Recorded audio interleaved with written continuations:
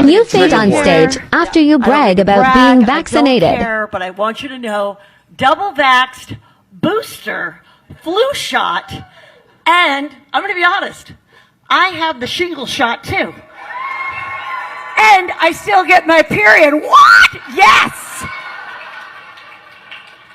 Traveled, went to Mexico twice, did shows, meet and greets, never got COVID. Clearly, Jesus loves me the most. Seriously. So nice. So nice. Boom.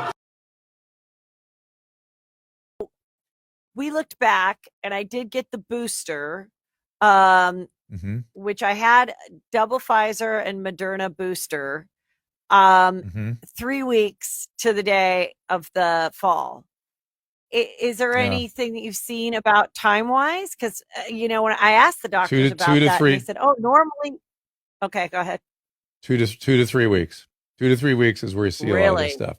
I have a friend that got the booster, and he got really destroyed by it. He still can't walk across the room. He's having all kinds of symptoms. There's a lot of funny stuff. We don't really know what it all is and where it's coming from, but it's still worth doing it. I'm not at the point where I'm saying that it's still worth the risk, but it's got a lot of funny side effects, and syncope, it's called, fainting is one of them. And I think it's from the POTS syndrome, POTTS. And so, I was worried. What I wanted to check was to make sure you didn't have any evidence of myocarditis. When you were, that's why I wanted that, which is an inflammation of the heart, and it changes the way the heart muscle functions a little bit. And that's why I was red hot on that echocardiogram. Right. Yeah. I mean, so, what can I do now? Yeah. I mean, I don't think I'm going to get the fourth booster though. I will say that.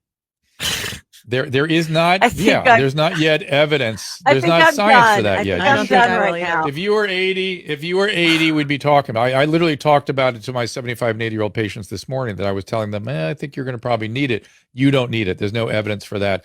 But the other thing that happened is you got a multi-million-dollar stroke workup, man. They did so much. They did an MRI, MRA. They did, vascular studies of your neck and your heart. They did a great, huge workup on you. You must have been in that MRI scanner a lot. Yeah, I think I went in a couple times, and then they did ultrasound for the heart and the neck area. They came in, and I mean, I didn't know. I mean, that was my scary thing when they were like, "Okay, you're going to spend the night in the ICU," and I was like, "Oh, geez," And then they're like, "And we have to give you this sponge bath and all this stuff, so that you're ready to go in case we have to do a procedure." And I was like, whoa, am I going to wake up with like a shaven head and you guys are going to like do an emergency brain surgery? Like, that's what I was like, do I need my husband here? Because I don't want that to happen. I don't want to die. But and then they were like, no, that won't happen. I was like, okay. Cause I was scared. Like, do I have some ticking time bomb? Do I have some brain tumor I didn't know about? I mean, that is what I was initially thinking when I was like on the way to the hospital.